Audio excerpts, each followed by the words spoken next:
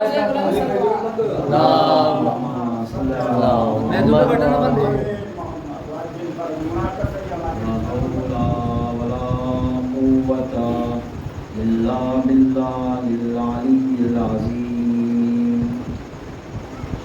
اللہ ونعم الوکیل نعم المولا ونعم النصیر بسم اللہ الرحمن الرحیم الحمد للہ رب العالمین بارئ الخلائق اجمعین والصلاة والسلام والتحیۃ والاکرام علی رسول الثقلین محبوب الکونین راحة للعاشقین ومرادا للمشتاقین حبیب نفوسنا وشفیع ذنوبنا ابی القاسم محمد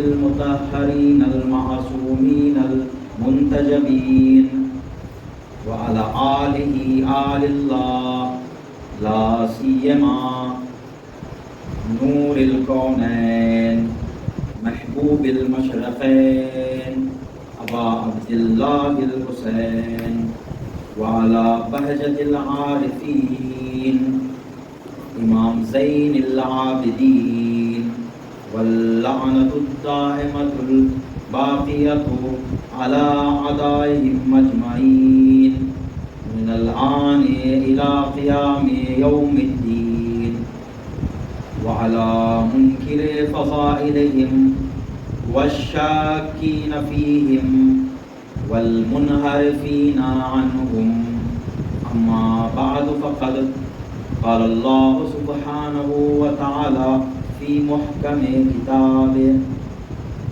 ومتقن بيانه بسم الله الرحمن الرحيم إنا فتحنا لك فتحا مبينا ليغفر لك الله ما تقدم من ذنبك وما تأخر صلوات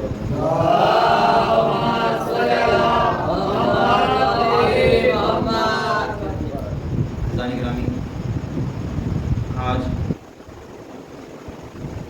چوتھی محرم کی تاریخ ہو چکی ہے. مسلسل خاندان نبوت کا تذکرہ ہے. ایام سوگواری ابا عبداللہ الحسین ہے. تذکرہ ان مختصر مجاہدین کا جنہوں نے یہ نہیں دیکھا کہ مقابلے میں کون ہے. تذکرہ ان قربانیوں کا جو صدیوں پہ چھا گئی. تذکرہ ان تشنگیوں کا کہ نہر فرات کا پانی پینے والے مر گئے اور پیاسوں کا تذکرہ باقی. تذکرہ ان اہل بیت اطہار کا کہ جن کا انقلاب چلتے ہوئے خیموں سے شروع ہوا. تذکرہ ان آل آبا کا کہ جنہوں نے سب کچھ نہ ہونے کے باوجود یہ ثابت کر دیا کہ خدا ہمارے ساتھ. عزیزان گرامی ایک صلوات پڑھ دیں.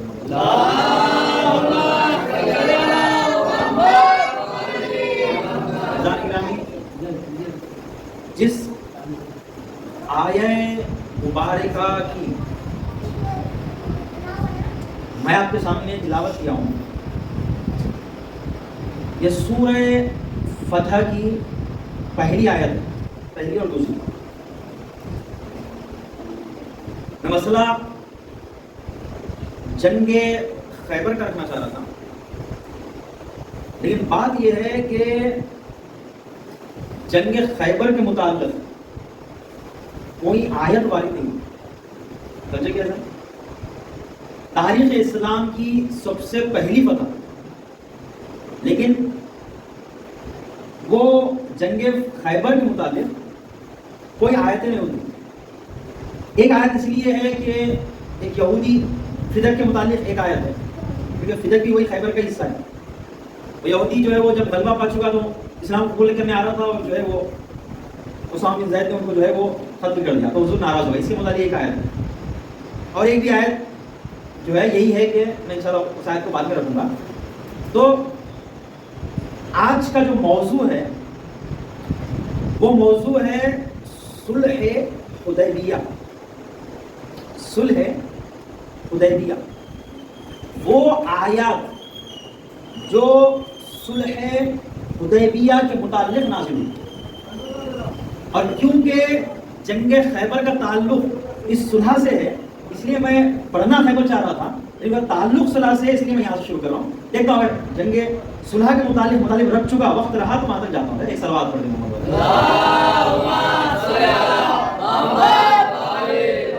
عرض کیا کہ اِنَّا فَتَحْنَا لَكَ،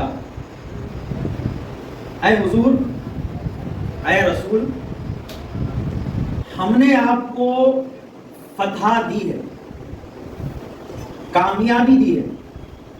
فتح مبینہ، کھلی ہوئی کامیابی، کھلی ہوئی فتح، کھلی ہوئی جیت. فتح مبینہ مطلب بڑی جیت دے دی ہم نے آپ کو. کیوں؟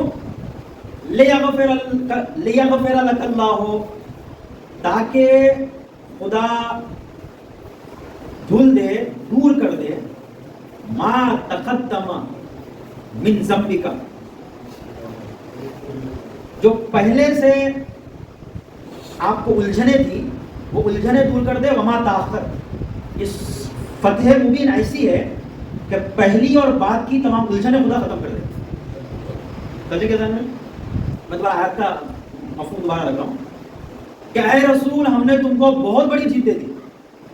ایسی بڑی جیت دی ہے کہ اس کامیابی کے بعد جتنی الجھنوں میں پہلے تھے اور جو الجھنیں بعد میں ہونے والی ہیں ان سب سے آپ کو نجات مل جائے.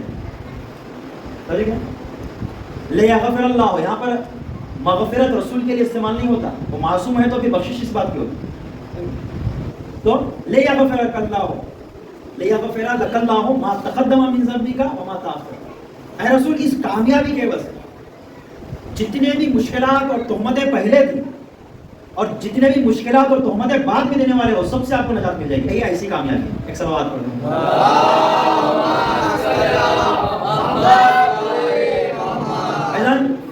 آیت کا مفہوم ذہن میں رکھیں.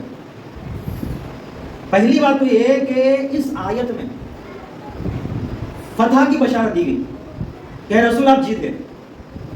اس بات کو دھیان میں رکھیں کہ جنگ نہیں ہوئی ہے لیکن بشارت جیت کی دے دی گئی.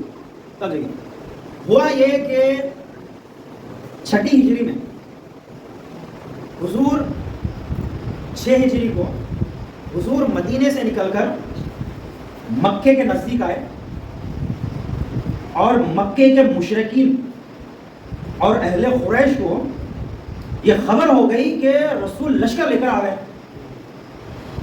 اور یہ بات بڑی دلچسپ ہے، دھیان میں رکھیے گا، بعد میں اسی پر نقطہ عرض کروں گا کہ حضور نے مجموعاً 1600 کا لشکر لے کر آئے. 1400 پیادہ، 200 گھوڑا سوار، 1600 کا لشکر لے کر بغیر کسی ہتھیار، ایک صرف حفاظتی تلوار جو جنگ کے لیے استعمال نہیں ہوتی وہ رکھ کر مکے کی طرف حضور بڑھے.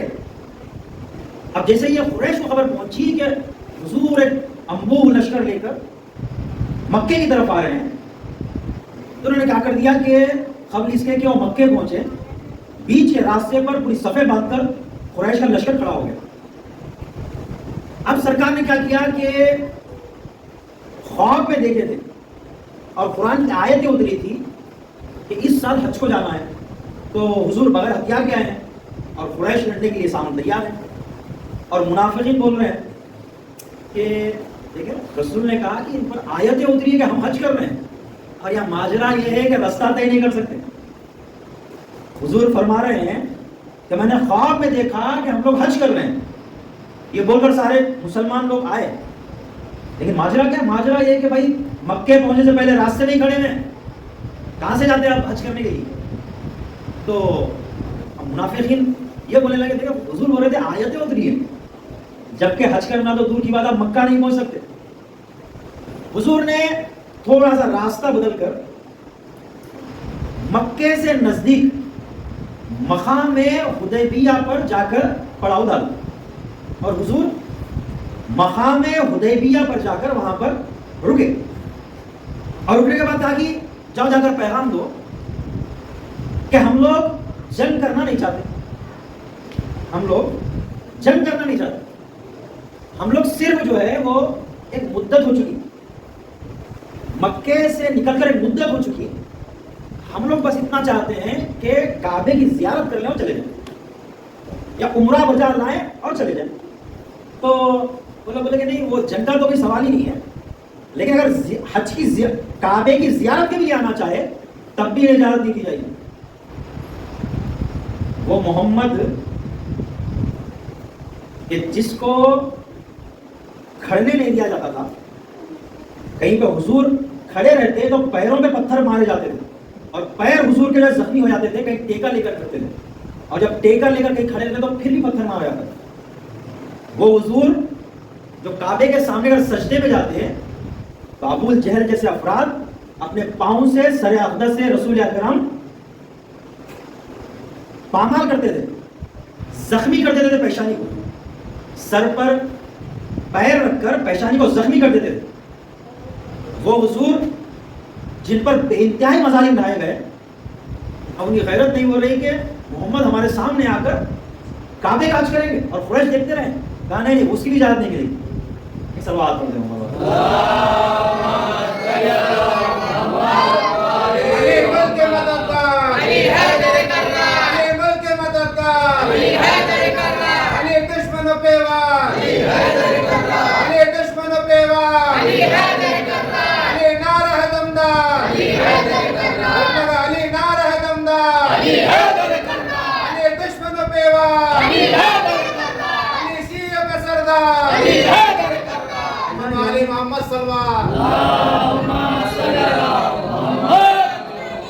تو اب یہ ہوا کہ بڑی خط و کتابت کے بعد وہاں سے یہ آئے، یہاں سے وہ گئے، ایک مدت کے بعد میں یہ طے ہوا کہ چلے ٹھیک، مسئلہ نہیں ہے، قریش کی طرف سے ایک آدمی آئے گا اور آگے خبر لے گا کہ آپ لوگ آئے کس لیے، دیکھیں گے کیا ہوتا ہے. تو بالآخرہ وہ غرور ٹوٹا اور ابو سفیان کو اپنا سفیر بنا کر بھیجا. تب ابو سفیان جیسے ہی مقام حدیبیہ پہ آئے، ابو سفیان جیسے مقام حدیبیہ پہ آیا اور اس نے جب پورا جائزہ لیا، اور جب پورے اصحاب کا وہ مجمع مولا کائنات موجود ہے اور رسول خدا کو جب اس نے دیکھا، اندازہ لے کر وہ فوراً پلٹ گیا، اور جانے کے بعد مکے میں کہا کہ نہیں، اب کچھ نہیں ہو سکتا. بولے کیوں؟ کہا حج تو چھوڑو، جنگ بھی نہیں کر سکتے. بولے ایسا کیا دیکھ کے آ رہے ہو آخر؟ کیا وجہ ہے کہ ہم نہیں جنگ کر سکتے؟ ارے بہت زیادہ تعداد میں آئے گا. نہیں، بہت زیادہ تعداد نہیں، یہاں تو ہزاروں کا لشکر ہے، وہاں تو 1600 آئے ہیں. کہا نہیں، بہت ہتھیار لے کر آئے گا. نہیں، کوئی ہتھیار کوئی اسلحہ ہی نہیں ہے، بس حفاظتی تلواریں ہیں ساتھ میں، جنگ کی تلواریں نہیں ہیں. کہا پھر دیکھیں کیا ہو، کیا وجہ ہے؟ کہا وجہ یہ ہے کہ محمد اور ان کے ہمراہیوں کا مقابلہ نہیں کر سکتے. کہا وجہ کیا ہے؟ وجہ یہ ہے کہ محمد جب وضو کرنے کے لیے کھڑے ہوتے ہیں اور ایک مٹھی پانی لے کر اپنے رخ انور پر ڈالتے ہیں، وہ پانی چہرے پر تو جاتا ہے لیکن زمین پر نہیں آتا. وہ بے شمار صحابیوں کے ہاتھ ایسے رکے رہتے ہیں کہ ایک قطرہ بس وضو پیغمبر اسلام کا مل جائے اپنے چہرے پر مل لیں. اس نے کہا کہ اتنا احترام ہے پیغمبر کا کہ اگر حضور کے لیے پانی چہرے پر ڈالیں تو سینکڑوں ہاتھوں کا انبوہ رہتا ہے کہ ایک خطرہ وہ رخ انور رسول سے گرا ہو کہ ہاتھ کو لگ جائے وہ اپنے آپ کو لگا دے. توجہ کیا ثانی گرامی, تلوار سے نہیں ڈرے, لشکر سے نہیں ڈرے, جاؤ حشم سے نہیں ڈرے, تبرکات کی قدر سے ڈر گئے. اس نے کہا کہ بھائی یہ تبرکات کا اتنا احترام ہے, اور جہاں تبرکات کا احترام ہے ان کے حوصلوں کا مقابلہ نہیں کیا جا سکتا. سوال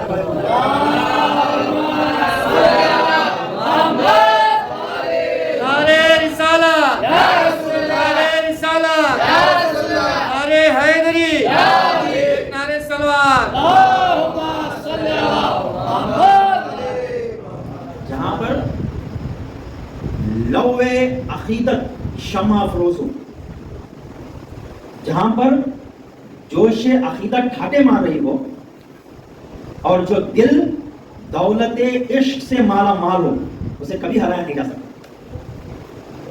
آپ اسلحے پہ مت جائیے, اسلحہ جتا بھی سکتا ہے ہرا بھی سکتا ہے. عشق ایسی چیز ہے جو ہمیشہ جتا سکتا ہے ہرا نہیں سکتا. دولت عشق اگر نصیب ہو گئی اسے کبھی ہرایا نہیں جا سکتا. جہاں پر غرور ہو شاید وہ ٹوٹ جائے, جہاں پر ایمان ہو اسے نہیں ہرایا جا سکتا. تو کیا ایک صلوات پڑھ دے محمد.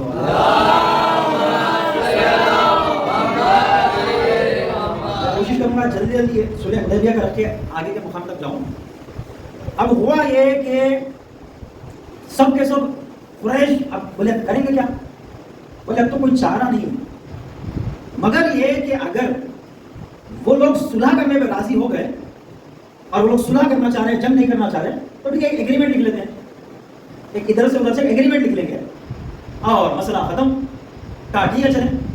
تو وہاں سے ایک فرد آیا, یہاں سے ایک فرد, یہاں پر مولائے کائنات نے لکھا بسم اللہ الرحمن الرحیم. انہوں نے کہا کہ ہم مسلمان نہیں ہیں, بسم اللہ کرو الرحمن الرحیم نکالو.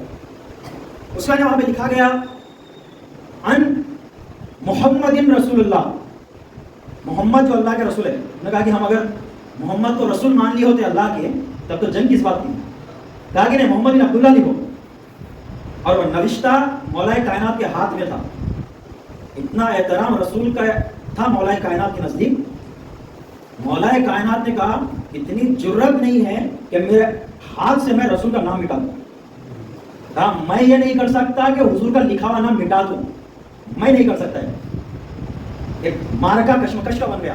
حضور نے کہا کہ ٹھیک ہے لڑنے کی بات نہیں ہے, میں اپنا نام خود رکھا ہوں, مسئلہ نہیں, محمد بن عبداللہ لکھ دیا جائے. تو لکھ دیا گیا محمد بن عبداللہ کی طرف سے, اور پورا وہ ایگریمنٹ لکھا گیا. اگر آپ تاریخ میں دیکھیں گے وہ بہت مہم ترین دستاویز ہے, اور ماشاءاللہ سے بہت دقیقاً اور بڑی کار فرما نکات اس میں لکھے گئے. ایک صلوات پڑھ دیں محمد.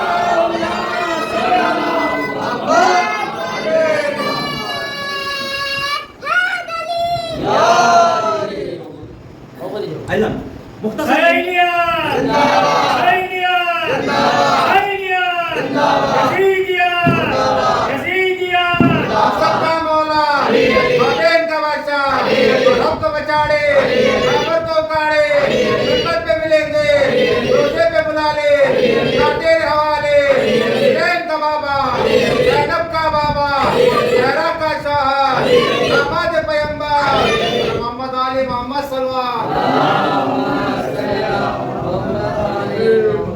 لکھا یہ گیا کہ 10 سال تک جنگ نہیں ہوگی, 10 سال تک امنیت پورے جزیرۃ العرب میں. ایسا میں جو ایک ایک بات بتا رہا ہوں اس کا غور کیجیے. بات کے نتیجے پورے اسی پہ جو ہے وہ ڈیپینڈ ہے, اسی پہ مبنی ہے کہ لشکر کتنا آیا تھا, کس لیے آیا تھا, کیا بات ہوئی. اور ایگریمنٹ میں لکھا گیا صلح نامے میں کہ 10 سال تک جنگ نہیں ہوگی, صلح پورے جزیرۃ العرب میں. بھائی جب تم لڑنے والے نہیں ہیں تو ہم کون سے لڑنے والے ہیں, ہم تو اسلام کے ماننے والے ہیں, امنیت کے پیغمبر ہیں. اس کے بعد کیا, اس کے بعد یہ کہ اس سال حج نہیں کر سکتے آپ, اگلے سال حج کے لیے آئیے, اور 3 دن کے لیے ہم پورا کعبہ خالی کر دیتے ہیں, پورا مکہ خالی کر دیتے ہیں, اب آئیے اپنا حج کریے چلیے گی. اور ایک بات یہ کہ جس طرح سے مکے کے افراد مکہ چھوڑ کر مدینے میں جا بسے ہیں, اس کے بعد کوئی بھی مکے سے خارج نہیں ہوگا، وہ چاہے مسلمان رہے یا مشرک رہے۔ اگر تمہارے مدینے میں سے کوئی مکے آنا چاہتا ہے تو بھیج دیا جائے، اور ہمارے مکے میں سے کوئی بھی چاہے آنا چاہے یہاں سے جا نہیں سکتا۔ حضور نے کہا ٹھیک ہے قبول، حضور نے کہا ٹھیک ہے قبول، اگر میرا کوئی رہے مکے میں تو اس کو رکھ لو، تم چاہے وہ آنا بھی چاہے تو نہ چھوڑو، اور اگر تمہارا کوئی میرے مدینے میں رہا تو میں چھوڑ دوں گا۔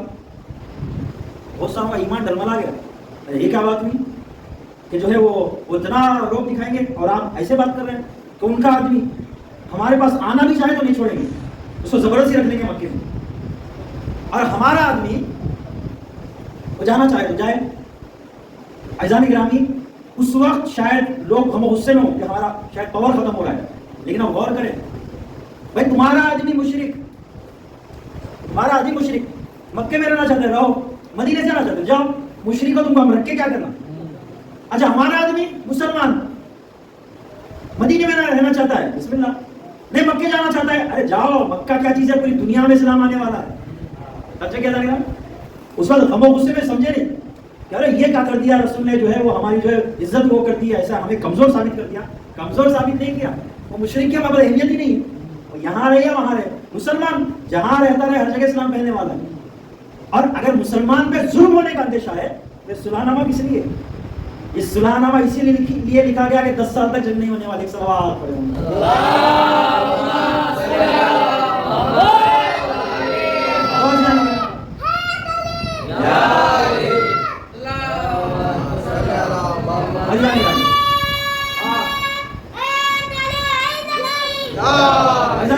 اس صلح حدیبیہ کی اہمیت بہت زیادہ ہے، اور یہاں پر جو واقعات ہوئے وہ بہت زیادہ مہم ہے، اس طرح سے کہ کئی دن تک مقام حدیبیہ میں بیٹھے رہے، واپس جانا نہیں ہے۔ کیوں؟ بشارت دی گئی کہ تم حج کرنے والے ہو، حکم خدا ہے، اور اندر آنے نہیں دے رہے، تو کرے کیا؟ اب کشمکش ہونے لگی۔ ایک فلانی صاحب گئے اور جا کر وہ قریش مل کے بیٹھے اور افواہ اڑا دی گئی کہ ان کو تو قتل ہی کر دے جائے گا۔ اب پورے پیغمبر اسلام کے لشکر میں افواہ ہے کہ ارے وہ فلانی صاحب جو گئے تھے وہ مزے میں جا کے قریش میں ہیں، لیکن افواہ اڑا دی کر ان کو ختم کر دیا گیا، پورا ایمان ڈلملا گیا، کہا وہ تو ختم کر دیا گا، ہمارا کیا ہوگا؟ اتنے میں قرآن کی آیت اتری کہ اس یبایعونک تحت الشجرہ، اے رسول اس وقت کو یاد کرو جب تم مقام حدیبیہ میں جہاں رکے تھے جھاڑ کے نیچے، اور جھاڑ کے نیچے تم نے اپنے پورے صحابیوں کو بلا کر دوبارہ بیعت لی تھی کہ دیکھو ایمان ڈلملانا نہیں، ایمان ڈلملانا سب سے بیعت لو۔ تو حضور نے پورے 1600 کے لشکر سے بیعت لی کہ دیکھیں کوئی کسی کا ایمان ڈلملائے گا نہیں، اور اگر ایمان ڈلملا رہا تو بیعت نہیں کرو، چھوڑو چلے جاؤ۔ اب اس کے بعد آیت اتری کہ رضی اللہ عنہ ورضوا عنہ، اے رسول جتنوں نے مقام حدیبیہ میں اس جھاڑ کے نیچے آپ سے بیعت کی تھی، خدا ان سے راضی ہے، وہ خدا سے راضی ہے۔ توجہ کیا جانے گرامی، یہ رضی اللہ تعالیٰ عنہ کہاں سے نکلا؟ توجہ کیا، ایسا نہیں ہے کہ پورے صحابیوں کے لیے خدا نے کہا کہ خدا ان سے راضی ہے، جن کا ایمان ڈلملایا نہیں اور جو رسول کے ساتھ ثابت قدم رہے ان کے لیے کہا رضی اللہ تعالیٰ۔ صلوات پڑھیں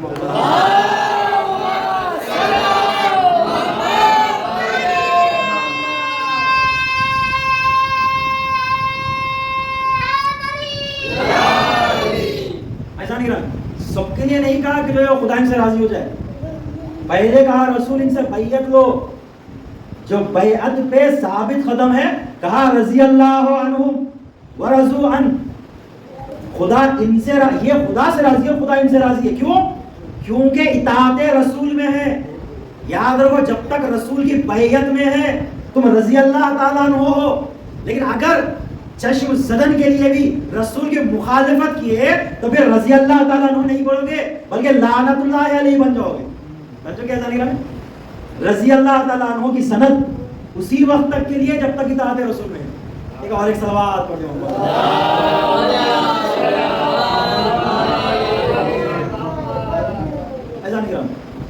ہوا یہ کہ مقام حدیبیہ کے بعد اب جب یہ سارے واقعات ہوئے ایضاً اب جب پورا صلح حدیبیہ ہو چکا اور یہاں سے جب پلٹ کر جانے لگے تب آیت اتری کہ انا فتحنا لک فتحا مبینا، اے رسول ہم نے تمہیں کامیابی عطا کی، اے رسول ہم نے تمہیں کھلی کھلی کامیابی عطا کی۔ بھائی ابھی جنگ نہیں ہوئی، کامیابی کس چیز کی ہے؟ توجہ کیسا نہیں رہا؟ اصلاً جنگ نہیں ہوئی بھائی، جہاں پہ جنگ نہیں ہوئی فتح کا کیا سوال ہے؟ صلح میں جیت کا سوال نہیں اٹھتا، نہ اس طرف جیت نہ اس طرف جیت۔ صلح ہوئی مطلب یہ کہ دونوں طرف امنیت ہے، فتح کا تعلق جنگ سے ہے، اور یہاں پر صلح کے بعد کہا گیا کہ وہ فتحنا لک فتحا مبینا، اے رسول ہم نے تم کو بہت بڑی کامیابی عطا کی۔ میں بڑی مدت تک سوچتا رہا کہ یہاں پر کامیابی کس چیز کی ملی؟ توجہ کیسا نہیں رہا؟ ایک وقت سے میں یہ سوچ رہا ہوں کہ قرآن کا لفظ کبھی بھی بلا وجہ کے نہیں رہتا، بغیر کسی وجہ کے قرآن لفظ لاتا ہی نہیں، اور جو لفظ قرآن میں آ گیا بے آئینی ہی وہی چیز میں موجود ہوتی ہے۔ تو سمجھ میں نہیں آ رہا تھا کہ فتح ہوئی کیا، نہ تو صلح ہوئی، یہاں تو صلح ہوئی ہے، پھر ہم نے بڑی کامیابی عطا کر دی، وہ کیا ہوا؟ توجہ کیسا نہیں رہا؟ آخر بڑی کامیابی ہوئی کیا؟ وہ جس کے لیے قرآن کہہ رہا ہے کہ انا فتحنا لک فتحا مبینا، ہم نے تمہیں بہت بڑی کامیابی عطا کر دی۔ بھائی جنگ نہیں ہوئی، فتح کہاں سے ملے گی؟ توجہ کیسا نہیں رہا؟ میں بہت غور کیا کہ فتح ملی کیا ہے۔ ایک سوال کو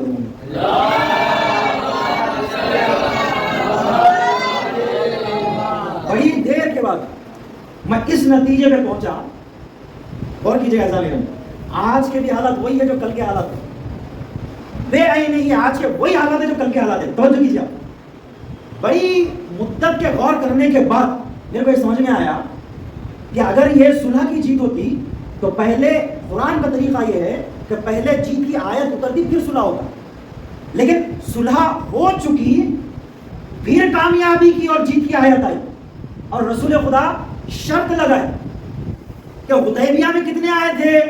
فرمایا 1600۔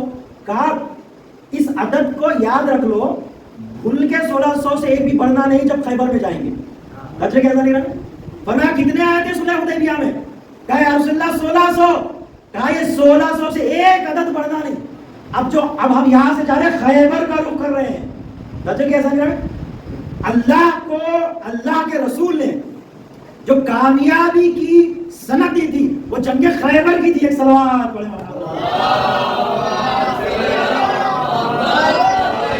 مقام صلح حدیبیہ ہے اور خیبر کی جیت کی فتح کیوں سنائی گئی؟ وجہ یہ ہے کہ لڑنا یہودیوں سے، لڑنا یہودیوں سے، طاقت یہودیوں کی ہے، اسلحہ یہودیوں کا ہے، جیتنا یہودیوں سے، تو جیتیں گے۔ مسئلہ یہ ہے منافقین جب تک رہے یہودیوں پہ غلبہ نہیں پایا جا سکتا۔ پہلے منافقین کو صلح کر کر رکا دو کہ 10 سال تک جنگ نہیں ہونے والی، پھر خیبر کا فتح خلافت ہوگا۔ صلوات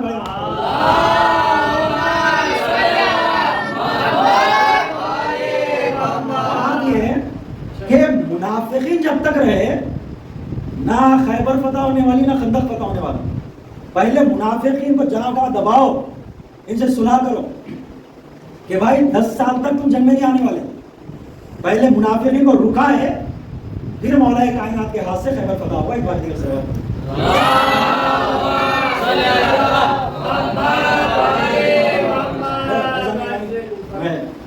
اس میں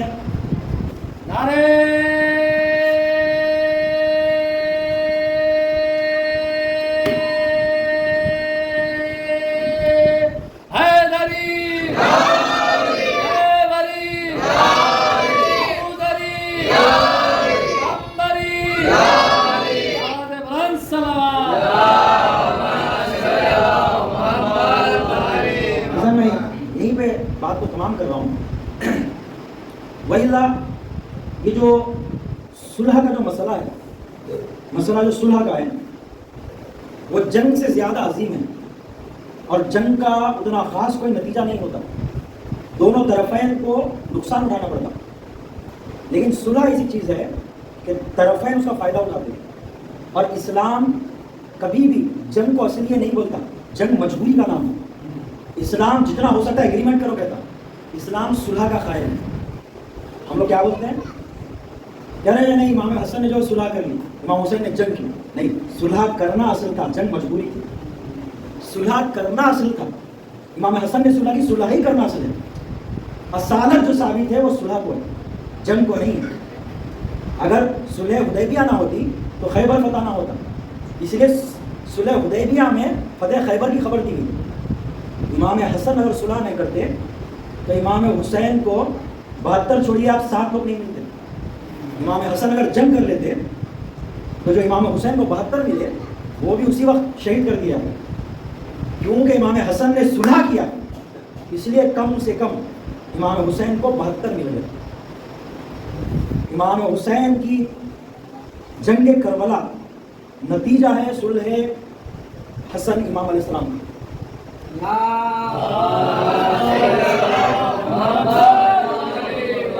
اگر امام حسن صلح نہیں کیے ہوتے تو جنگ تو دور کی بات ہے، صرف ائمہ معصومین کو ایک حصار میں لے کر شہید کر دیا جاتا۔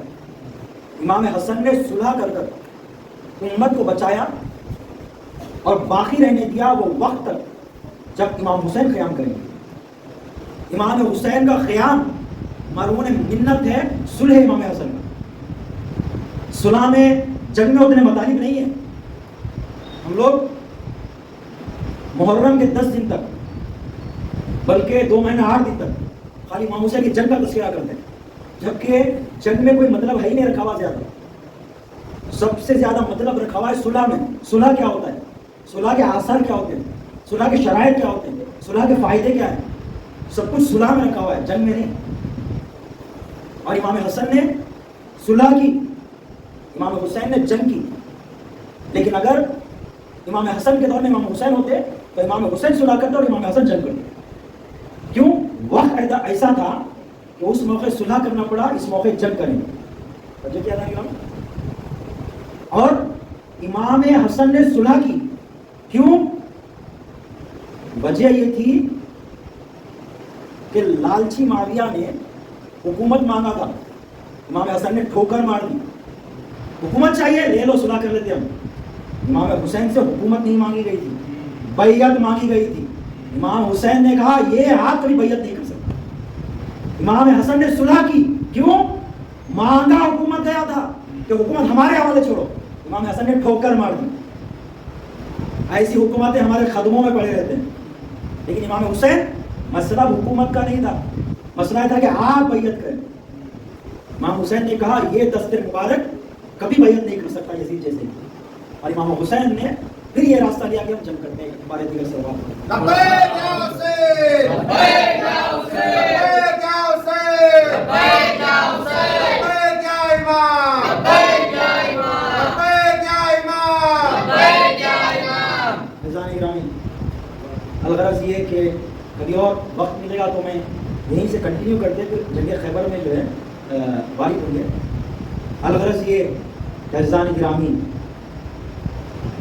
وہ مظلومین کربلا، وہ تشنگان کربلا، وہ بے کسان دشت نینوا، وہ کربلا کے پیاسے کہ جن کی پیاس کا کبھی اندازہ نہیں لگایا جا سکتا، وہ کربلا کے پیاسے جو ایسے پیاسے تھے، ارے آنکھوں میں نہر فرات کی روانی چھلکتی تھی اور حلق سوکھے تھے 2 قطرے آگ کے لیے۔ آنکھوں میں وہ نہر فرات کا پانی دکھائی دیتا تھا، لیکن زبان پیاسی تھی۔ بھائی کیا تشنگی کا عالم تھا اور کیا خودداریوں کا عالم تھا۔ ارے اس قدر تشنگیاں تھی کہ 3 دن ہو چکی اور اہل حرم میں پانی کا خطرہ نہ تھا. ارے بڑے تو بڑے، بچے تک پیاس سے جاں بلب تھے. عزیزان گرامی، آپ نے مقاتل میں سنا ہوگا کہ حضرت علی اکبر نے پانی مانگا ہے. آپ نے مقاتل میں سنا ہوگا کہ علی اصغر پانی سے اور تشنگی سے جاں بلب تھے. آپ نے مقاتل میں سنا ہوگا کہ جب علی اکبر نے امام حسین کے دہن مبارک میں اپنی زبان ڈالی ہے اور ایک مرتبہ کھینچ لیا ہے اور کہا ہے بابا حسین آپ کی زبان تو میری سے زیادہ خشک ہے. اے بابا آپ کے زبان میں تو کانٹے پڑ چکے ہیں. عزیزان گرامی، آپ نے کربلا کے مقام پہ بچوں کو تو مطالبہ آپ کرتے ہوئے دیکھا ہے، بڑوں کو تو اظہار تشنگی کرتے ہوئے دیکھا ہے، لیکن آپ یہ نہیں بتا سکتے کہ بیویوں میں سے کسی نے یہ کہا ہو کہ ارے میرا گلا خشک ہو گیا ہے. عزیزان گرامی، جبکہ بیویاں بھی بچے اور بڑوں کے برابر کی پیاسی تھی، بیویاں بھی بڑوں کے برابر کی پیاسی تھی اور بچوں سے زیادہ تشنا تھی. لیکن کبھی ام کلثوم نے نہیں کہا کہ میں پیاسی ہوں، کبھی رباب نے نہیں کہا کہ میں پیاسی ہوں، کبھی ام لیلا نے نہیں کہا کہ میں پیاسی ہوں، کبھی بی بی فروا نے نہیں کہا کہ میں پیاسی ہوں، کبھی زینب نے یہ زبان پہ نہیں لایا کہ میں پیاسی ہوں. ارے اتنی شدت تشنگی تھی کہ روایتوں نے یہاں تک نقل کیا کہ ہر ایک بیوی اس قدر شدت تشنگی رہی ہوگی کہ اس بیوی کے لیے جملہ نقل ہوا کہ ارے اس ششمائے بچے کو تھوڑا سا پانی دے دو، ارے اس کے ماں کا دودھ تک خشک ہو گیا ہے. ارے جس ماں کا دودھ تک خشک ہو گیا تھا، ارے اس کے شدت تشنگی کیا رہی ہوگی. انا للہ و انا الیہ راجعون. رضا بقضائه وتسلیما لامره ولا لعنۃ اللہ علی القوم الظالمین وسيعلم الذين ظلموا أيام منقلبين ينقلبون. انا للہ و انا الیہ راجعون.